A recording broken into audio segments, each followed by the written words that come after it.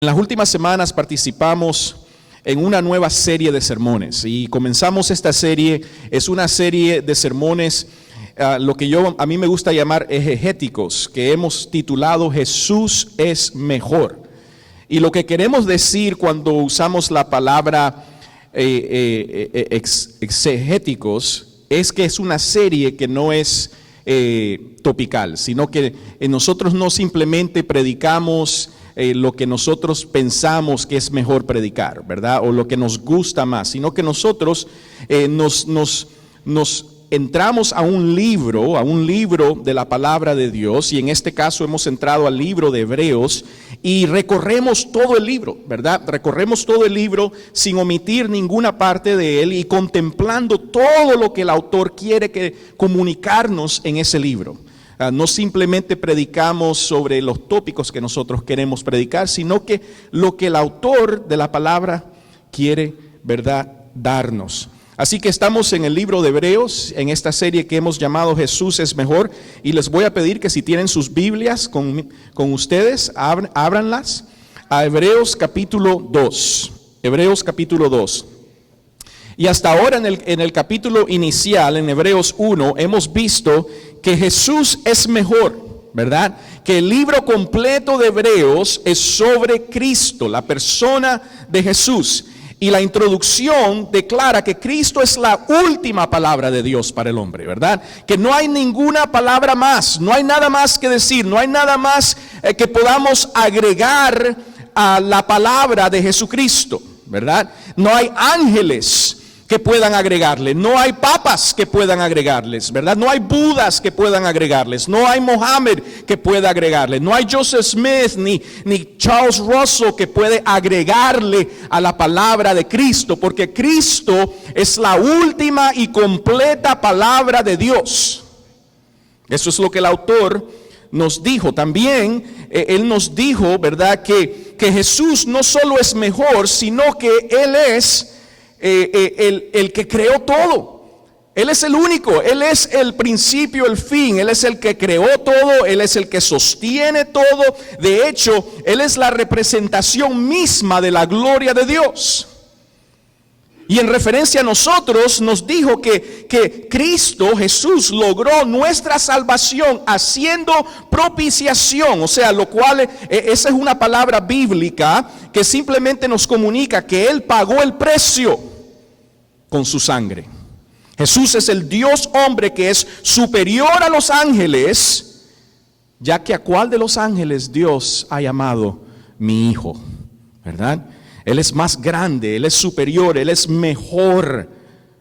Y Él ha logrado salvarnos. Y Él trae al hombre, a la humanidad, un mensaje de salvación. Entonces el capítulo 2, el autor quiere que sepamos que es completamente tonto, es completamente irresponsable ignorar a Jesús.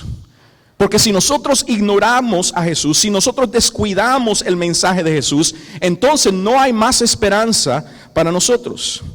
Si aquellos que escucharon a Dios a través de los mediadores de ángeles y ignoraron ese mensaje y por eso les causó perder su vida, ¿qué nos sucederá a nosotros si nosotros, después de escuchar a Jesús hablar, nosotros también ignoramos ese mensaje?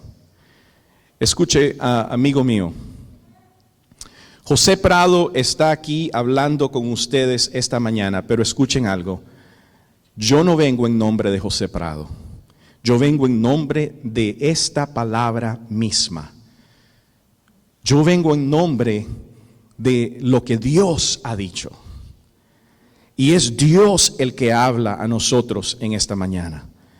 No estoy aquí para entretenerles, no estoy aquí para hacerles sentir bien, y definitivamente no estoy aquí para sorprenderles con mi encanto, porque no soy muy encantador. Estoy aquí para leerles algo y explicarles eso en el nombre del Rey Jesús, quien es el que habla y merece la pena presentante atención de todos nosotros. Así que no descuidemos su mensaje.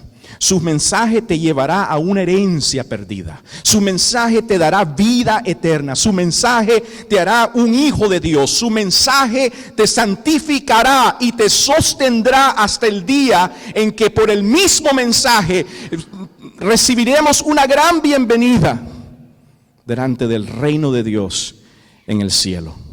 Así que no descuides el mensaje de Cristo. De hecho, yo prefiero que si usted está aquí y usted en verdad no piensa de que Dios es el que habla a través de su palabra, yo prefiero que usted se pare y salga por esa puerta. Porque prefiero de que usted no escuche lo que va a escuchar en esta mañana, a que lo escuche y después lo ignore. Así que si estamos listos, vamos a escuchar la palabra de Jesús a través de Hebreos capítulo 2, comenzando en el versículo 5 y vamos a terminar con el versículo 18, ¿verdad? Así dice la palabra de Dios, dice así: Dios no puso bajo el dominio de los ángeles el mundo venidero del que estamos hablando. Como alguien ha atestiguado en algún lugar, ¿qué es el hombre para que en él pienses? ¿Qué es el ser humano para que lo tomes en cuenta? Lo hiciste un poco menor que los ángeles y lo coronaste de gloria y de honra. Todo lo sometiste a su dominio. Si Dios puso bajo él todas las cosas, entonces no hay nada que no lo esté sujeto. Ahora bien, es cierto que todavía no vemos que todo le esté sujeto. Sin embargo, vemos a Jesús, que fue hecho un poco inferior a los ángeles, coronado de gloria y honra por haber padecido la muerte. Así, por la gracia de Dios, la muerte que él sufrió resulta en beneficio de todos. En efecto, a fin de llevar a muchos hijos a la gloria, convenía que Dios, para quien y por medio de quien todo existe, perfeccionará mediante el sufrimiento al autor de la salvación de ellos. Tanto el que santifica como los que son santificados tienen un mismo origen, por lo cual Jesús no se avergüenza de llamarlos hermanos. Cuando dice: proclamaré tu nombre a mis hermanos, en medio de la congregación te alabaré. En otra parte dice: yo confiaré en él. Y añade: a quien me tienen con los hijos de Dios me ha dado.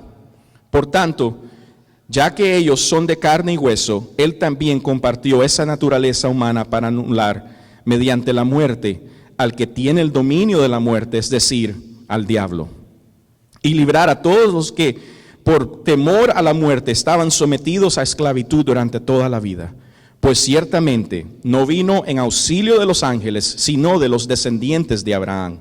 Por eso era precioso que en todo se asemejara a sus hermanos, para ser un sumo sacerdote fiel y misericordioso al servicio de Dios, a fin de expiar los pecados del pueblo. Por haber sufrido él mismo la tentación, puede socorrer a los que son tentados. Oh Señor, enséñanos la belleza de Cristo en este texto. Te lo pedimos en el nombre de Jesús. Amén, amén. Una de mis segundas oficinas, nosotros tenemos una oficina, ¿verdad? Este no es nuestro templo, esta es una escuela. Por lo cual ven las decoraciones, ¿verdad? No son nuestras decoraciones, sino son las de la escuela. Pero tenemos oficinas. Pero aparte de eso, a mí me gusta muchas veces ir a un lugar público, ¿verdad? Conocer personas, escuchar personas, trabajar en un lugar donde las personas llegan a conocerme, me saludan y puedo comenzar una conversación con ellos. Y hace poco estuve en Starbucks, que es mi segunda oficina, y escuché una conversación en la que una señora se presentó a unas pocas personas sentadas ahí y les dice: hola, yo soy consejera, astróloga y ministra metodista. Ahora, esto no es la primera vez que escucho tanta tontería, ¿verdad? Creo que más que nunca en nuestra sociedad estamos en una época en la cual nosotros amamos elegir lo que nos gusta de ciertas visiones del mundo, lo que llamamos worldviews, ¿verdad? Elegimos ciertas partes que nos gustan y elegimos ciertas cosas que nos gustan de diferentes religiones y evitamos el resto. Y luego nos identificamos con porciones de muchos puntos de vista, y esto a menudo se llama el relativismo, ¿verdad? Vivimos en un mundo de relativismo, lo que significa que que no hay una verdad objetiva, y que yo, como ser humano, puedo simplemente tomar de muchas diferentes verdades y hacer mi propia verdad. Yo puedo crear mi propia verdad, ¿verdad? Yo puedo tomar ciertas cosas de religiones y simplemente creer esto, pero no creer esto y no creo esto. Entonces yo hago mi propia religión. Así es como la mayoría de nuestra sociedad se acerca a la religión en nuestra cultura. Es más, no sé si se acuerdan del gran diseñador de ropa, Versace, ¿verdad? Versace, que fue asesinado en su casa aquí en Miami hace unos años, y en su última entrevista, antes de su muerte, él dijo esto en su entrevista: yo creo en Dios, pero no creo en la historia de cuento de hadas de Jesús, que nació de una virgen y que nació en un establo junto a un burro. No es posible. No puedo creer en un Dios que con todo el poder que tiene tendría que nacer en un establo. O sea, no hubiera sido cómodo. Estas son sus palabras. Versace tenía un problema viendo cómo un Dios podía venir como hombre débil, no tener un lugar donde recostar su cabeza y terminar en una cruz, ¿verdad?, de madera sangrentada, crucificado como un criminal. Ahora, yo entiendo a Versace. Yo entiendo su filosofía, porque todos somos como él, especialmente en los Estados Unidos, ¿verdad? En los Estados Unidos nosotros queremos poder, queremos riquezas, queremos seguir y creer en alguien que sea respetado, ¿verdad? Queremos lo grande.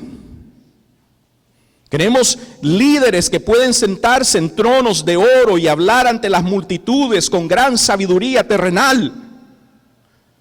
Ustedes no ven cómo las religiones construyen grandes santuarios, monumentos, ¿verdad?, templos, y tienen hombres santos vestidos de grandes vestuarios, dedicados a obras poderosas que influyen a los demás y que exaltan las palabras del logro humano y la unidad humana y la paz humana, y al mismo tiempo se colocan en posiciones de grandeza y de poder.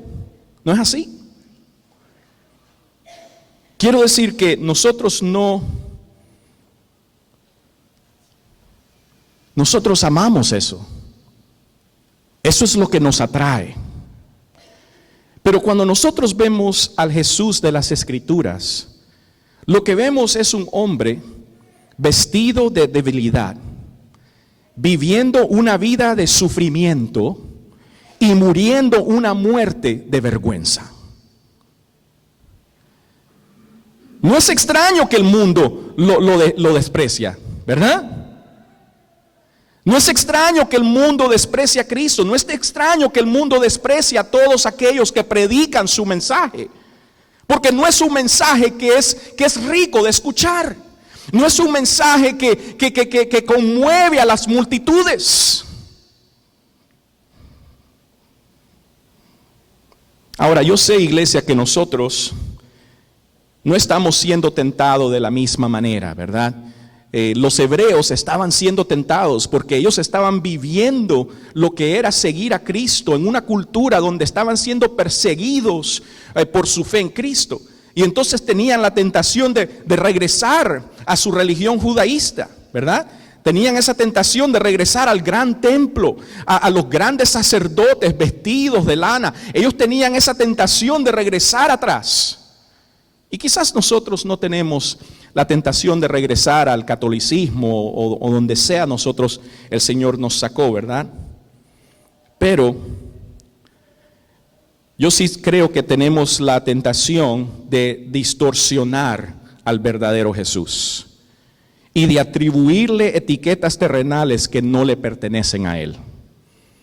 Entonces, en lugar de que Jesús sea simplemente el Dios hombre que vino en la debilidad para hacer la voluntad del Padre a través de mucho sufrimiento y en última instancia la muerte para que podamos seguir sus pasos como discípulos débiles, discípulos despreciados, discípulos muriendo pero vivos en Él, haciendo la voluntad del Padre, nosotros esperamos la recompensa aquí en vez de esperar la recompensa allá.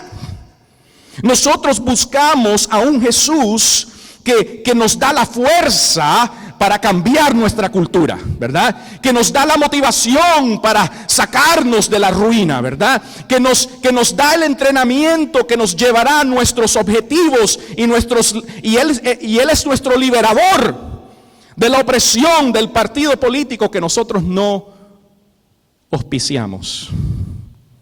Ese es el Jesús de América, ¿verdad? ¿Qué pasó con el Jesús que fue Dios hombre, débil, frágil, sufriente, moribundo? Ese es el Cristo de las Escrituras. Ese es el Cristo de Hebreos 2, 5 al 18 que nos presenta aquí. Pero el mundo rechaza a ese Cristo. Y nosotros como cristianos a menudo lo descuidamos. Así que esta es la pregunta que nos va a dirigir en esta mañana y la vamos a contestar a través del texto. Aquí está la pregunta directiva. Dice así: ¿por qué Jesús viene al mundo como un hombre? ¿Por qué Jesús viene al mundo como un hombre? Si nosotros vamos a dejar de descuidar a Jesús y a dejar de tratar de presentarlo en poder, en vez de como se supone que fue, débil, entonces nosotros debemos entender por qué vino como hombre. ¿Por qué Jesús vino como un hombre débil? ¿Por qué Dios no se apareció en toda su gloria con carros de fuego y ejércitos de ángeles? ¿Por qué Dios no vivió en un palacio dorado gobernando con poder y con fortaleza? ¿Por qué Dios eligió venir a este mundo vestido como un hombre? ¿Por qué? 5 cosas rápidas. Número 1, Jesús vino como hombre para recuperar la herencia perdida del hombre. Para recuperar la herencia perdida del hombre. Miren el versículo 5 al 8, dice así: Dios no puso bajo el dominio de los ángeles el mundo venidero del que estamos hablando. Como alguien ha atestiguado en algún lugar, ¿qué es el hombre para que en él pienses? ¿Qué es el ser humano para que lo tomes en cuenta? Lo hiciste un poco menor que los ángeles y lo coronaste de gloria y de honra. Todo lo sometiste a su dominio. Entonces el autor aquí nos está recordando, ¿verdad? Él nos lleva al Salmo 8, a David, al Salmo 8, y él dice: Dios no puso bajo el dominio de los ángeles el mundo venidero. O sea, lo que nosotros esperamos, la grandeza de la nueva creación que nosotros esperamos a través de Cristo Jesús, Dios no puso el dominio de esa nueva creación en los ángeles, sino que Dios se lo dio a la humanidad. Y nos dice aquí, ¿verdad? El autor hebreo regresa al Salmo 8 y dice: ¿y qué es el hombre para que en él pienses? ¿Qué es el ser humano para que lo tomes en cuenta? ¿Verdad? Y él mismo da la respuesta, dice: lo hiciste un poco menor que los ángeles y lo coronaste de gloria y de honra. Todo lo sometiste a su dominio. El autor quiere que nosotros sepamos de que Dios, al crear a la humanidad, Él creó a Adán.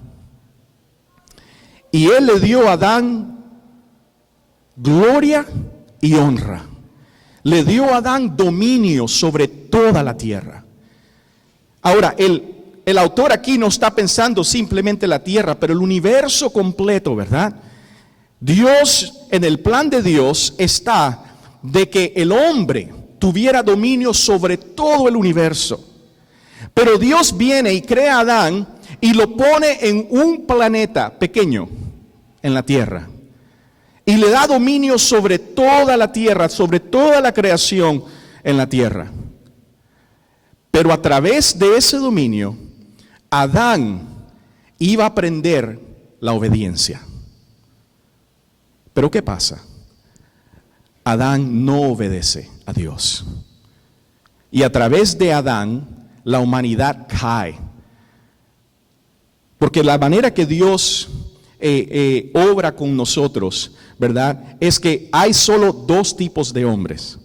Aquellos que están en Adán y aquellos que están en Cristo.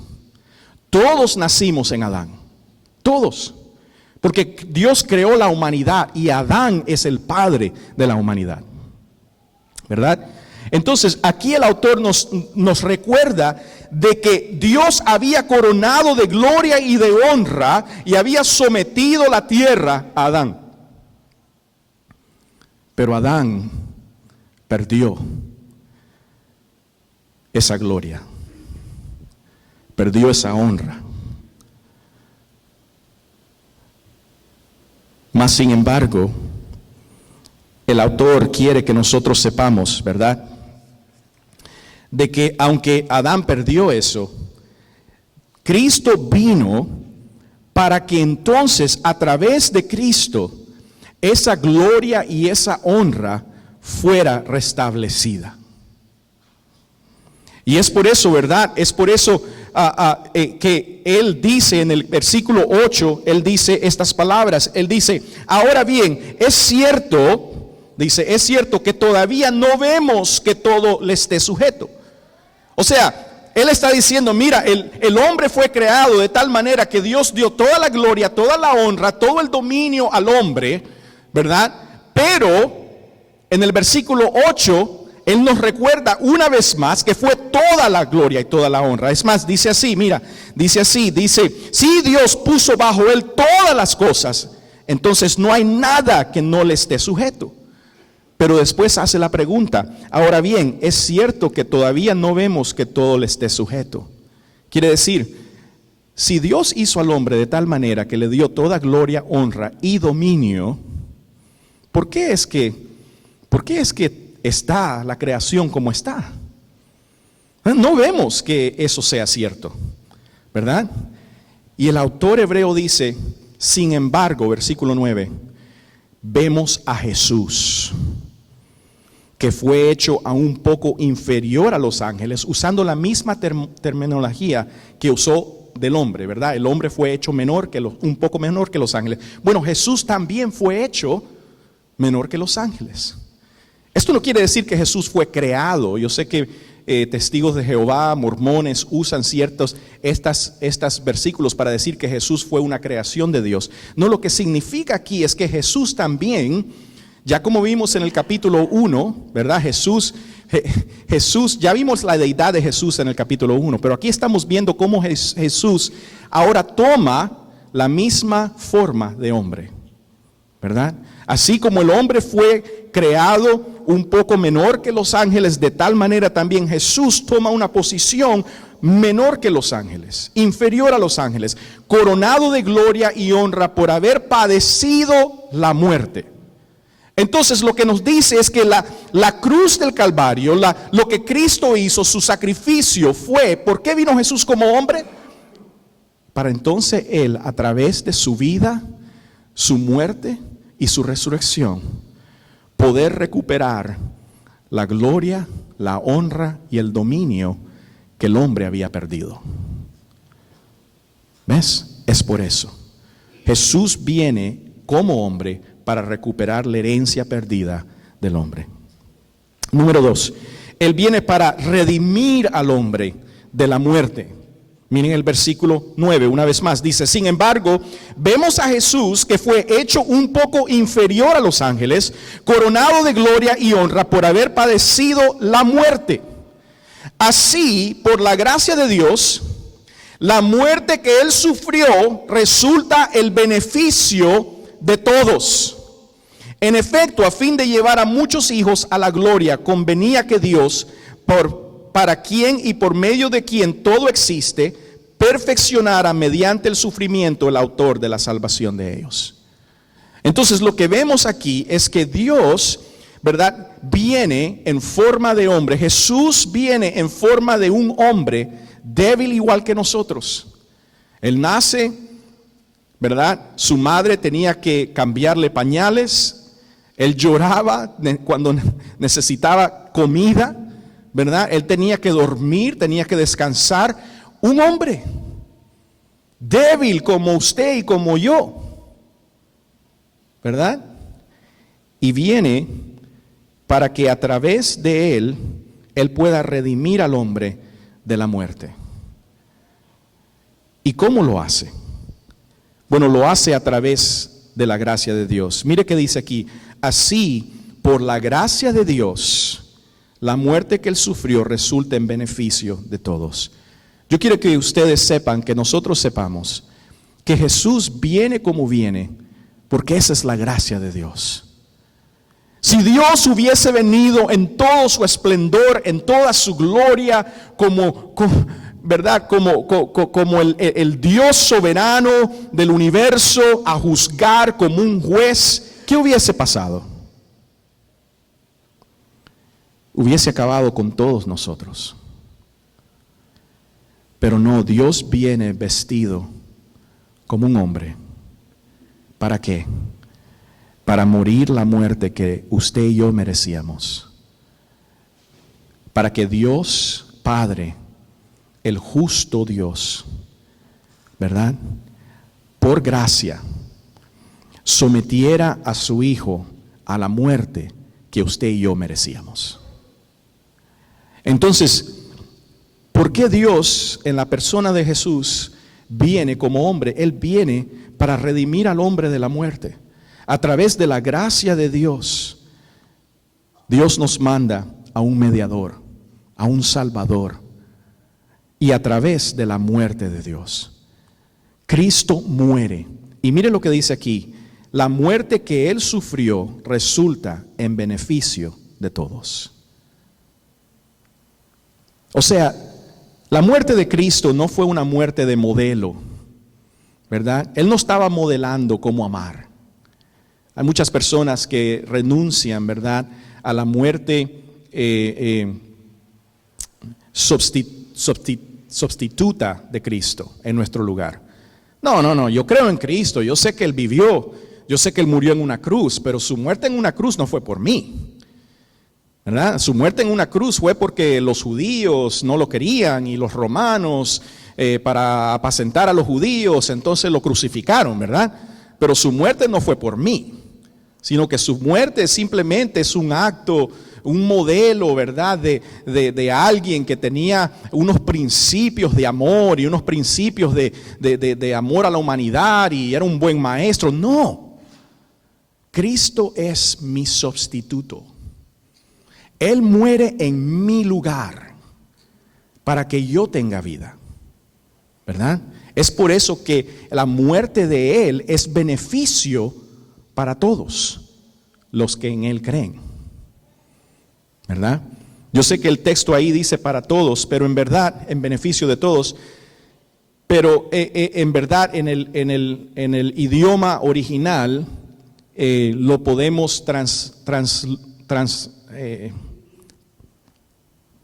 traducir. Lo podemos traducir a muchos. Su muerte fue de beneficio para muchos, ¿verdad? Entonces, Él viene para recuperar la herencia perdida del hombre. Él viene para redimir al hombre de la muerte. Él viene para rectificar al hombre ante Dios. Miren el versículo 11, él dice, tanto el que santifica, ¿quién es él? Cristo, tanto el que santifica como los que son santificados tienen un mismo origen.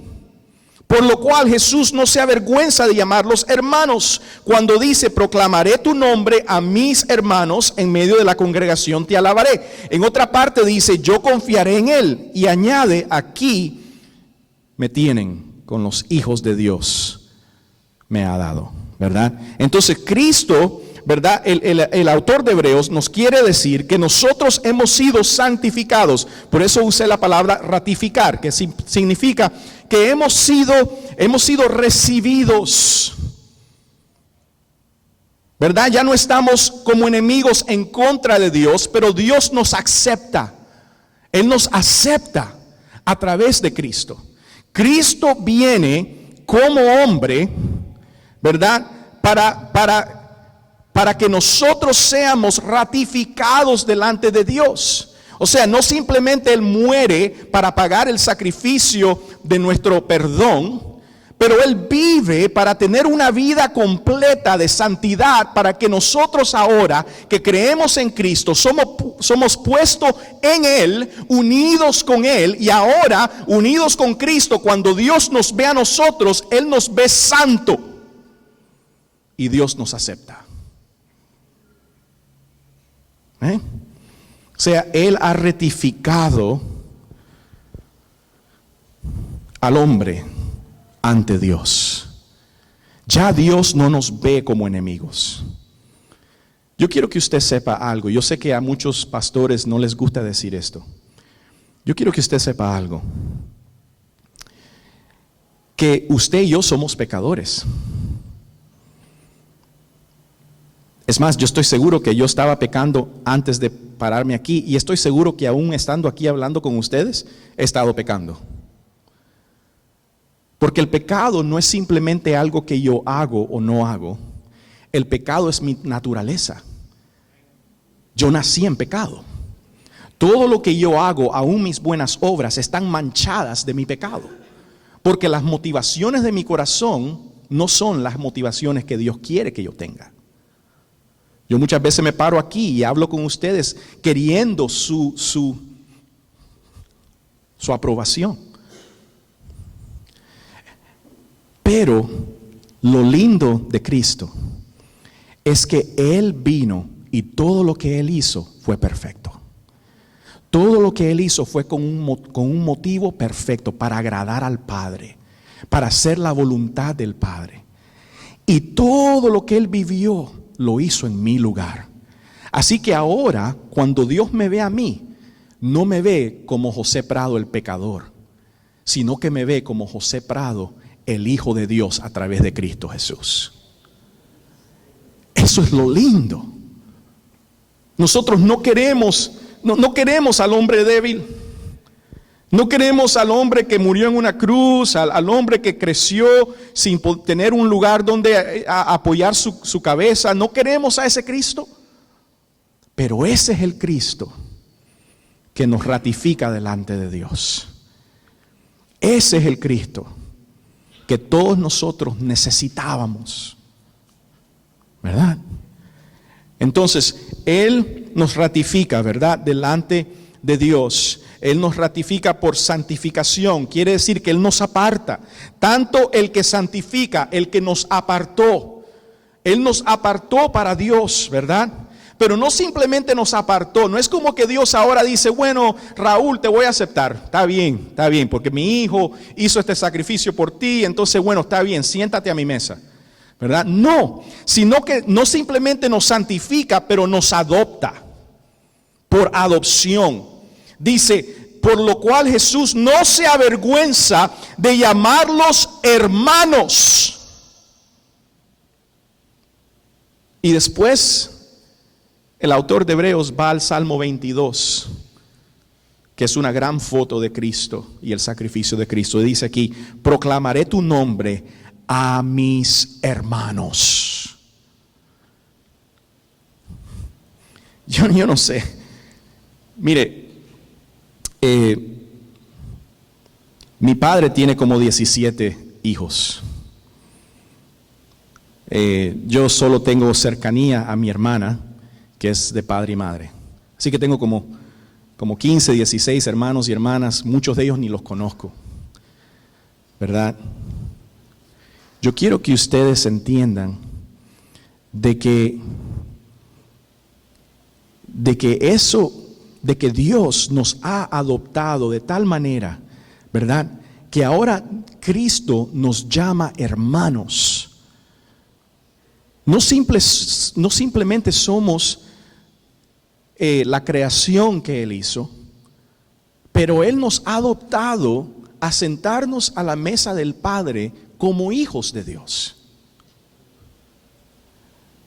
Ese es el tipo de adopción, el tipo de aceptación que tenemos, ¿verdad?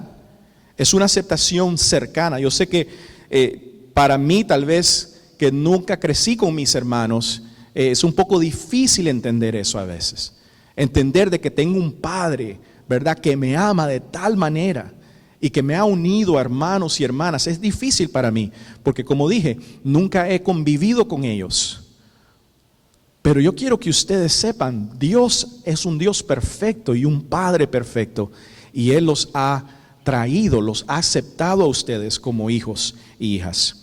Así que, número 4, Cristo vino como hombre para rescatar al hombre de la esclavitud. Para rescatar al hombre de la esclavitud. Miren el versículo 14, dice: por tanto, ya que ellos son de carne y hueso, Él también compartió esa naturaleza humana. O sea, porque los hermanos son de carne y hueso, son humanos, entonces Cristo tuvo que compartir esa humanidad. ¿Por qué? Para anular mediante la muerte al que tiene el dominio de la muerte, es decir, al diablo, y librar a todos los que por temor a la muerte estaban sometidos a la esclavitud durante toda la vida.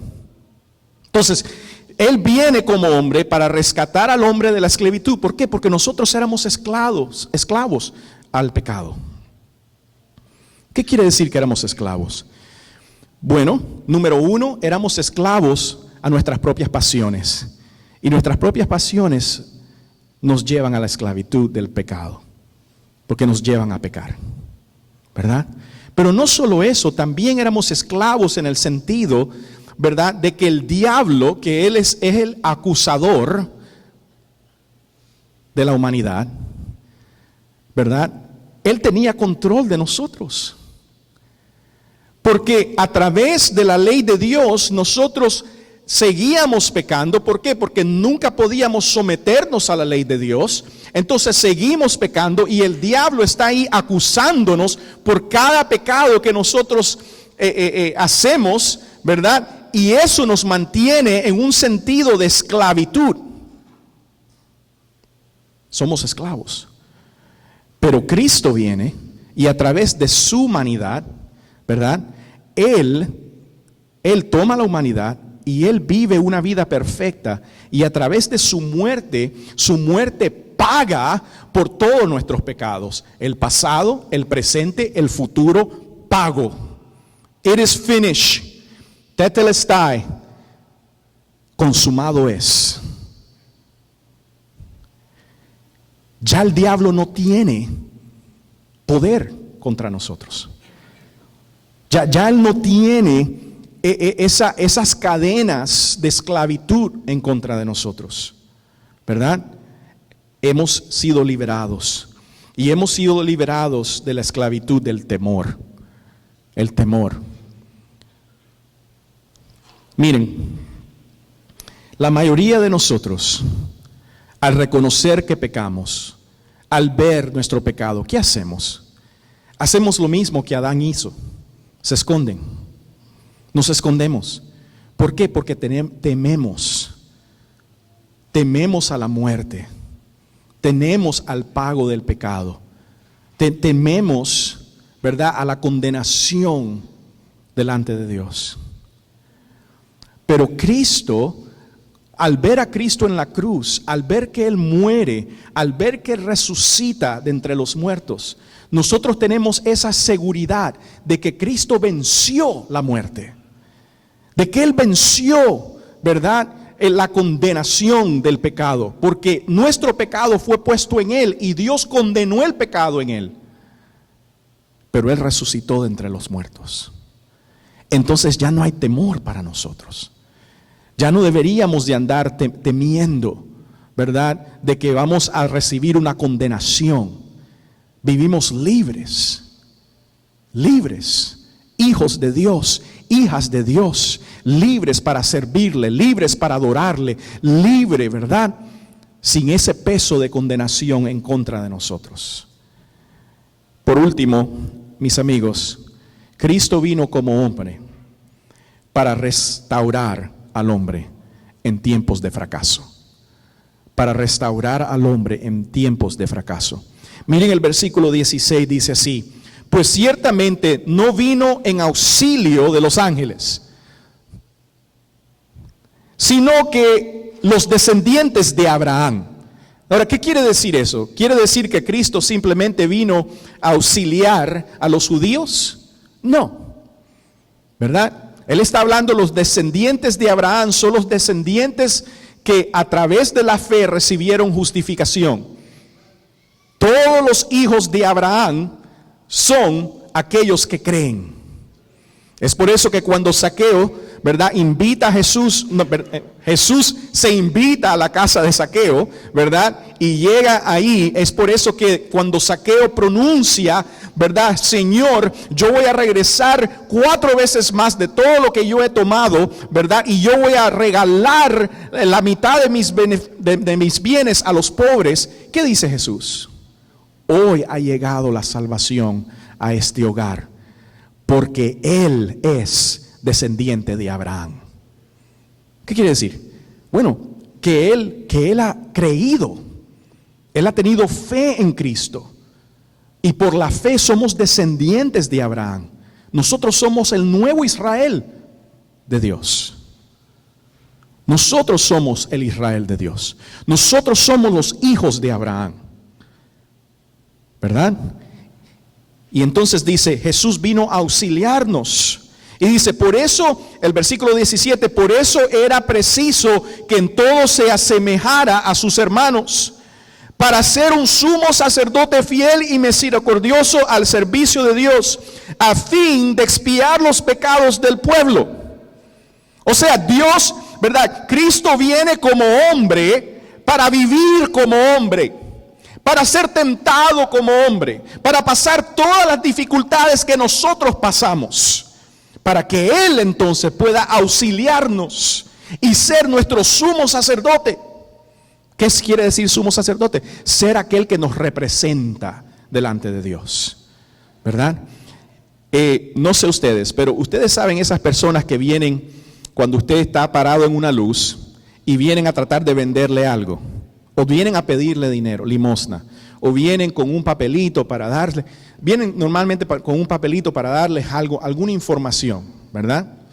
Normalmente nadie abre la ventana, nadie quiere hablar con ellos.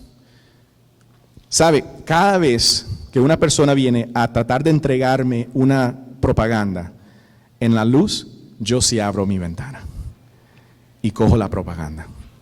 Y mi esposa siempre dice, ¿por qué haces eso? Eso es basura, más basura en el carro. Tenemos 4 niños, hay bastante basura en el carro. Ahora a echarle más basura al carro, ¿verdad? Pero ¿sabes por qué lo hago? Porque yo he hecho eso. Yo he pasado en una luz tratando de entregar propaganda para ganarme un dinero para comer, ¿verdad? Entonces yo sé, he experimentado, he pasado eso. Yo sé lo difícil que es. Yo sé lo duro que esas personas están tratando de trabajar, ¿verdad? Cristo sabe nuestra condición. Él tomó nuestra condición. Él ha sido tentado al igual que todos nosotros. No hay tentación que nosotros hemos pasado que Cristo no la ha pasado. Pero Él fue sin pecado, para ser representante nuestro y para auxiliarnos cuando nosotros fallamos. Por eso dice aquí, ¿verdad? Dice aquí, fiel y misericordioso al servicio de Dios a fin de expiar los pecados del pueblo. Y dice el versículo 18, por haber sufrido él mismo la tentación, puede socorrer a los que son tentados. Él es nuestro representante. Él sabe lo que nosotros estamos pasando. Y Él puede venir a nuestro socorro, ¿verdad? Él puede ayudarnos. Mis hermanos, los dejo con estas palabras. Aquí está nuestra pregunta directiva hoy. ¿Por qué Jesús viene al mundo como un hombre? Y esta es la respuesta. Jesús se hizo hombre para poder hacer por nosotros lo que nosotros no podíamos hacer por nosotros mismos. Él es el mejor humano en nuestro lugar para restaurar nuestro lugar ante Dios y el resto de la creación. Jesús es nuestro Redentor. Él es nuestro restaurador. Él es nuestro auxilio y socorro. Así que, hermanos, escuchen este mensaje y no lo descuiden. Vamos a orar.